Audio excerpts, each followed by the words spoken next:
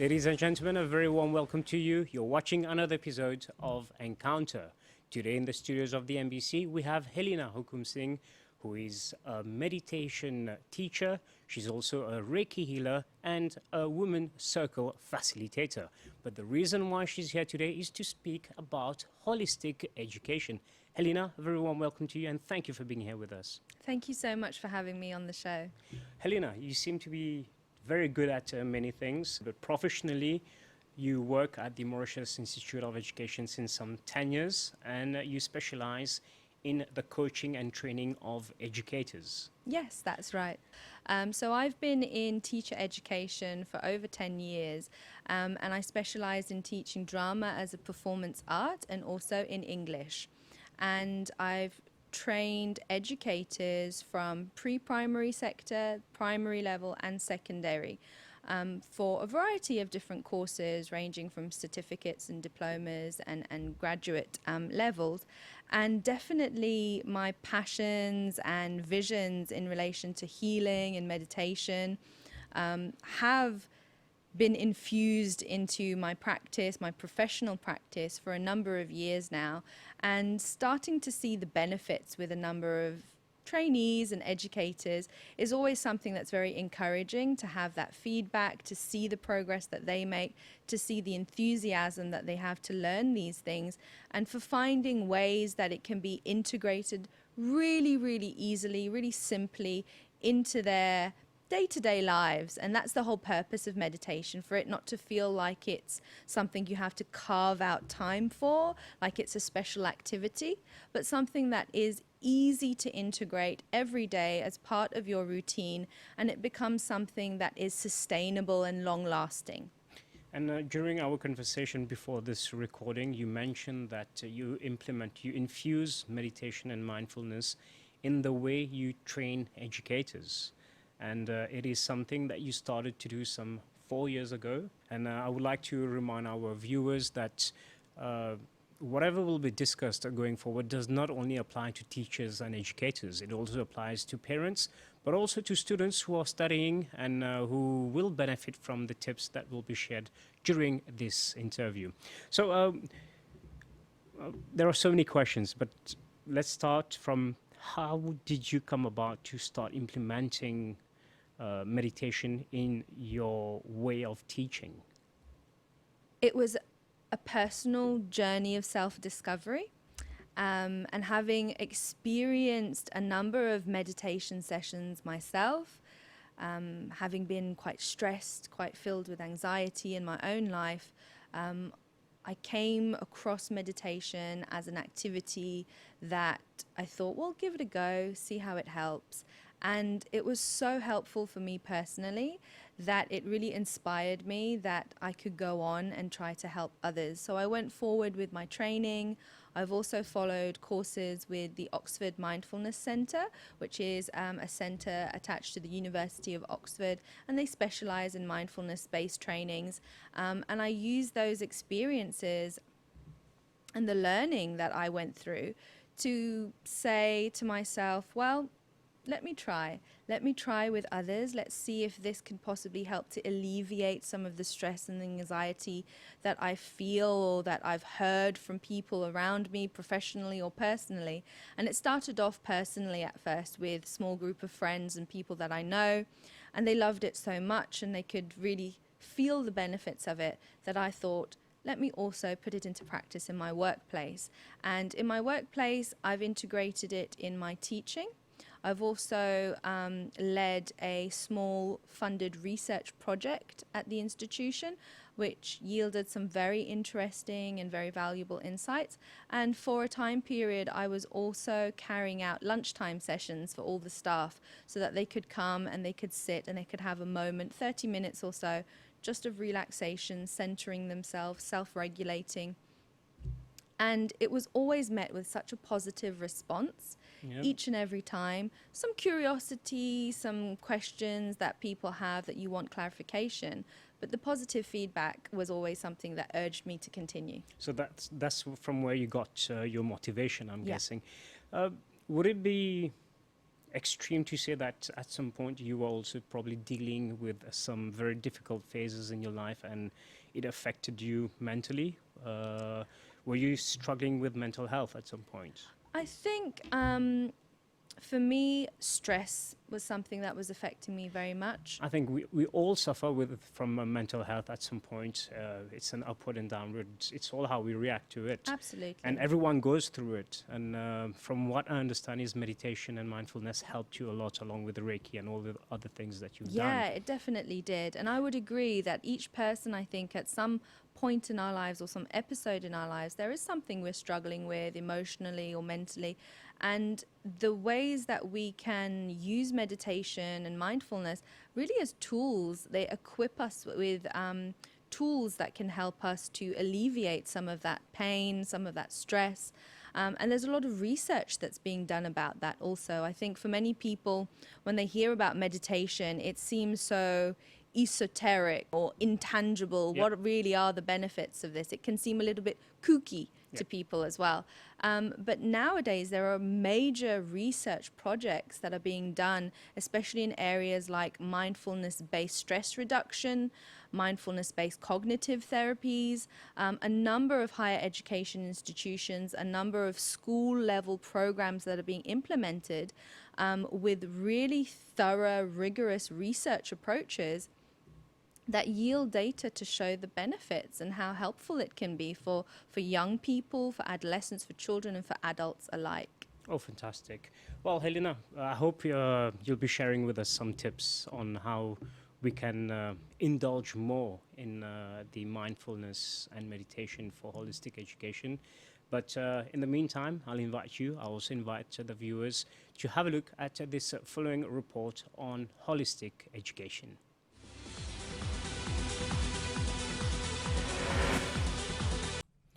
Following the trend of globalization, we live in a fragmented and alienated world.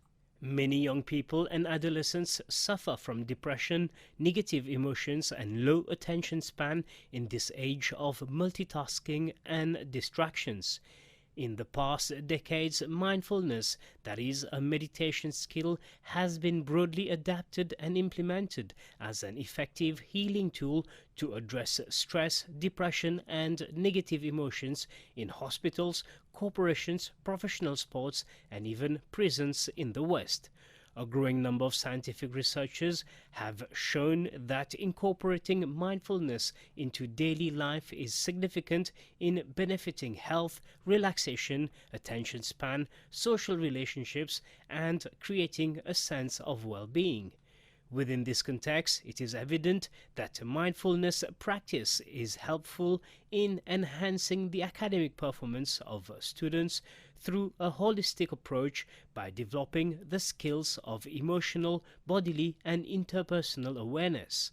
Curriculum design and leadership training incorporating mindfulness for learning in different ways have been adapted in tertiary institutions, secondary and primary schools. Mindfulness in holistic education promotes holistic learning, spirituality, well-being, intuitive knowing, mind, body, spirit, and relationships by reconnecting children to the world. Mindful education has experienced unprecedented growth over the last decade.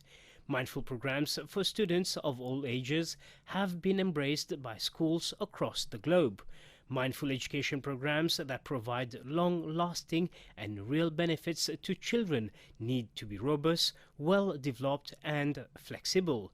They should be human-centered and based on sound pedagogical principles and facilitated by teachers with appropriate training, creative ability, and commitment to a personal practice of mindfulness. Welcome back. You're still watching Encounter, and Helina is still with us in the studio. Before we watched the report, you were mentioning that there are many researches that have been carried out on holistic education. Can you share with us what have been one of the main findings that have happened, that have come out, and when you compare it to the way people were being educated before, especially the impact on children nowadays? Yes, so before I was mentioning specifically research related to mindfulness and meditation, but when it comes to holistic education, there really has been a gain in momentum for holistic education in the local educational landscape.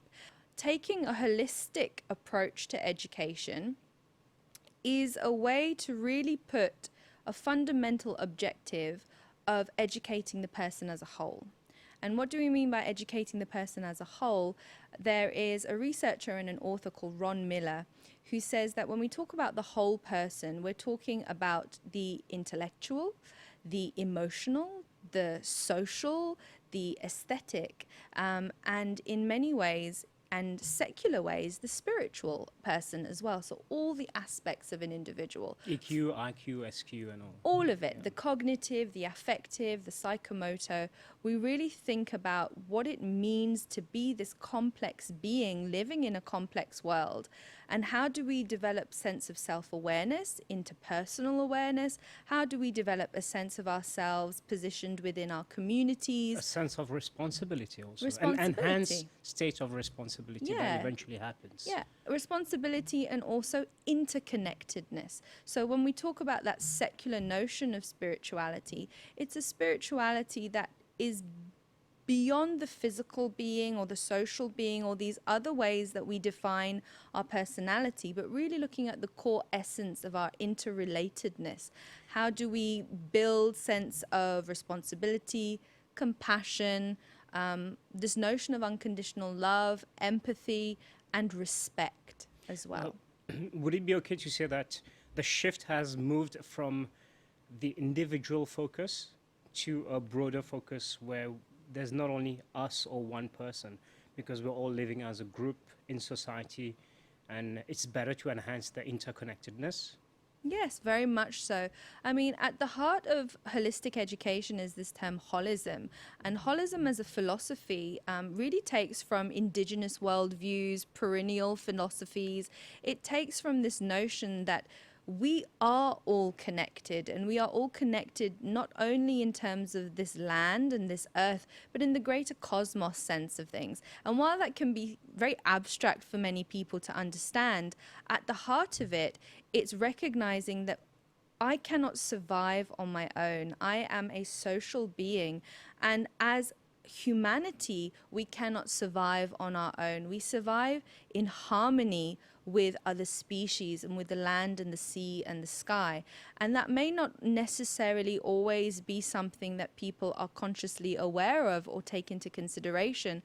But when we think about holistic education, it's something that is put forward to help us really shift from the current trend of, let's say, global climate change and pollution and destruction of the environment towards slowly rebuilding our harmonious connections with others and to finding balance in the world once again. More sustainable initiatives. Very much so.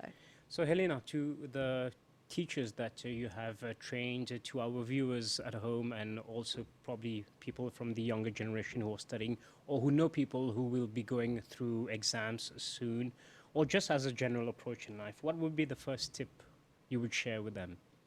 So my first tip, I would say, for meditation, it's something that's accessible for all people. It is for everyone who wants to. And it's this notion that you do not need to come to meditation thinking, I need to clear my mind of all thoughts. It needs to be an absence of thoughts. I need to find that stillness inside of me. It's so fundamentally difficult, if not impossible, unless we've reached complete levels of Zen. Because the mind is always thinking. The mind is meant to be thinking, just as though we don't question why our heart beats or our lungs breathe. The mind will always have thoughts that come and go.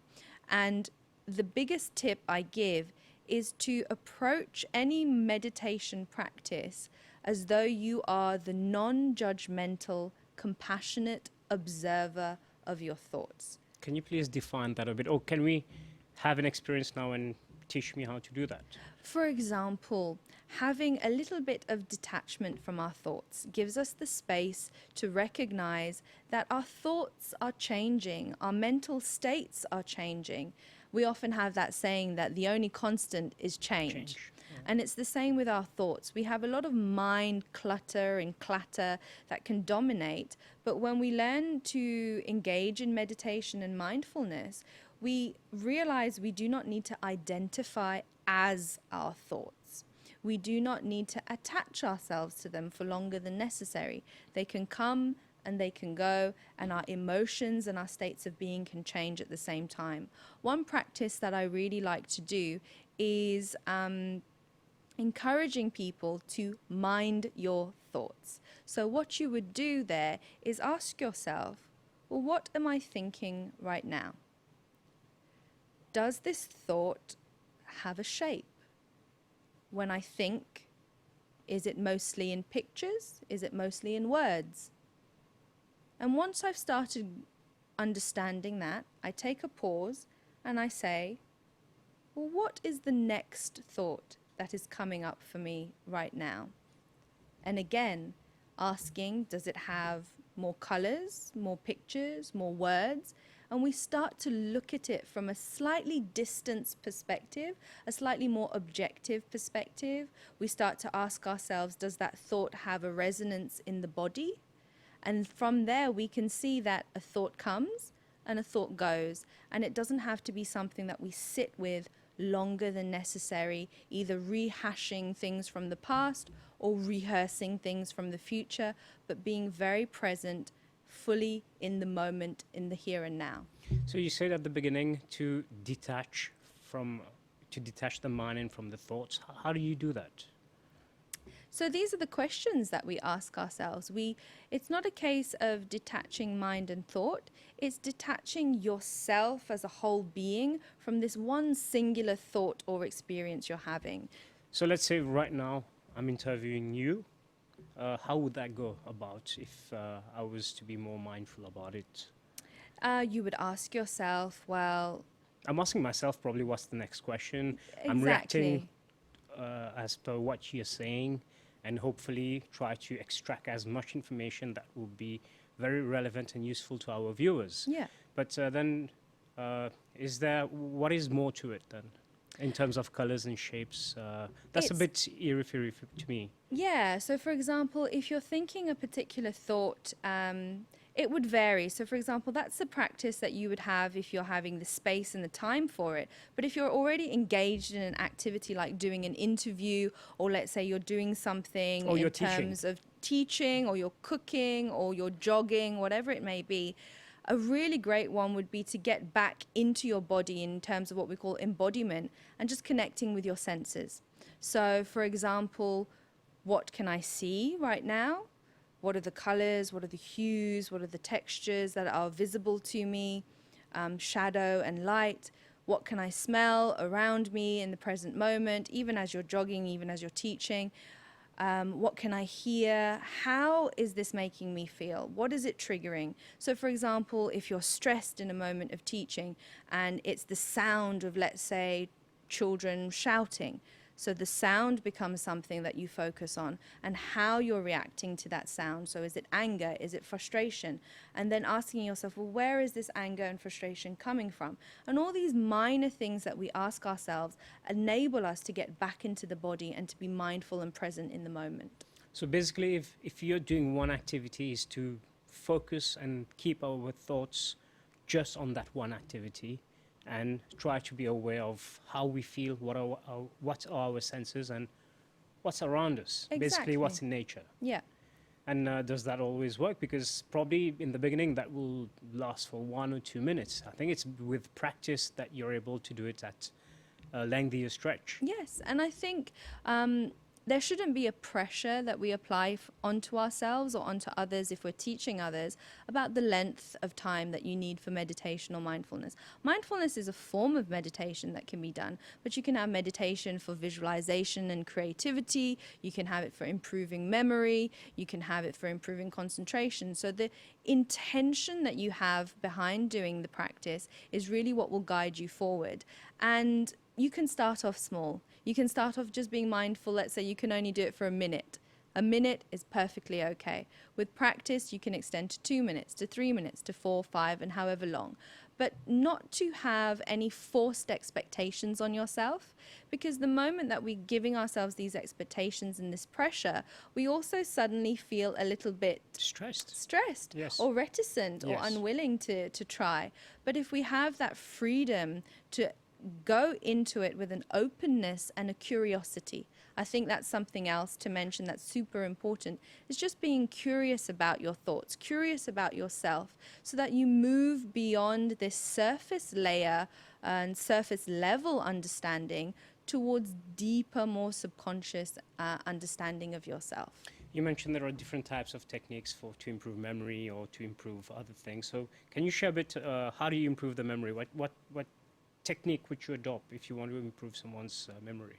So, for example, if you want to improve memory, you can have a meditation that is eyes open, observing a scene around you. It's wonderful if people can do this somewhere out in nature where it's relaxing, but it's not necessary. You can really do it when you're, let's say, sitting on the bus on the way home and you're just viewing the scene in front of you on the bus. Or if you can find somewhere just to sit, even if you're having a cup of coffee, you really take in the scene around you, the environment around you. You pay attention to the colors, to the shapes, to where things are positioned and placed. And then afterwards, you can also recall and go back. And if you're someone creative, you can even try to draw it, just a simple sketch. You can write it out and try to remember. And over time, you start building your memory and you start building that capacity to recall and retain information. So that's a simple one that people can do. What other types of meditations do you teach to people then? So I teach a variety, and I like to keep the... What I'm trying to ask you is, what are the ones that you find the most relevant to people around us in Mauritius? Yeah. Okay. So the ones that I find most relevant for people and the ones that have received the most positive feedback are really the ones that help people to develop self-awareness, to find that sense of inner tranquility. So a moment to connect with the breath. The breath is always such an excellent starting point for any meditation or mindfulness, because there is nothing that gets you back into your body more than a recognition of your own breathing. And that is a place to start for many of us. Deep breaths in, deep breaths out, just observing how that flows in the body. And for many people, that's been the most useful because it's simple, it's really tangible for them, and you can feel the intensity of where your breath enters and exits the body, in the nostrils or in the throat, the mouth. And for many people, this is something that helps them develop greater body awareness, awareness of the sensations they feel, awareness of their posture, awareness of places they may have aches and pains, and how they can breathe into the body and generate and self-regulate that sense of inner tranquility. Do you recommend people the chanting of mantras, or as a trend which is in Mauritius right now, the Om chanting? Is that something you would recommend to people to do? I recommend that people take an approach that fits and suits them as an individual. So how do you find this then? So, for example, there are methods and ways to teach meditation that revolve around the chanting of mantras or Om chanting, sound chanting, visualizations of energy and so on. But for those who personally don't have an affinity or a particular interest in these approaches or the esoteric nature of these approaches, then there are very simple ways, as I was saying, with the senses, with the breath, with the visual, with the environment that can work for them. Helina, those 26 minutes just flew by. Is there anything you would like to add before we conclude this interview? I would just like to add that I think there's so much space for people to really experience meditation in its simplest forms, and how it can be so valuable in our day-to-day living, and how parents and teachers can find very simple ways to integrate it into the classroom or at home. And it can be something that can be done together with the child, and something that helps to create a connection and to help encourage children to develop responsibility and self-regulation. It will develop also your creativity and Very much your so. critical thinking and your creativity also. Very much so. And also to help, I think, in many ways, create a society that develops more empathy, more tolerance. If I've got inner peace and I've got a sense of inner tranquility, I think that will also be something I can share with others. And if that knock-on effect keeps happening, that bigger ripple effect, then I believe it can only be positive and for the betterment of the nation as well. Oh, fantastic. Thank you very much, Helina. Thank you very much for your time and sharing your experience over the years. Thank you very much. Welcome, welcome. Ladies and gentlemen, we have now come to the end of this episode of Encounter. I hope you have enjoyed it as much as I have. If you have any queries on the guests or on the topic discussed, drop an email. It's encounter@nbc.itnet.mu. Until the very next program, goodbye.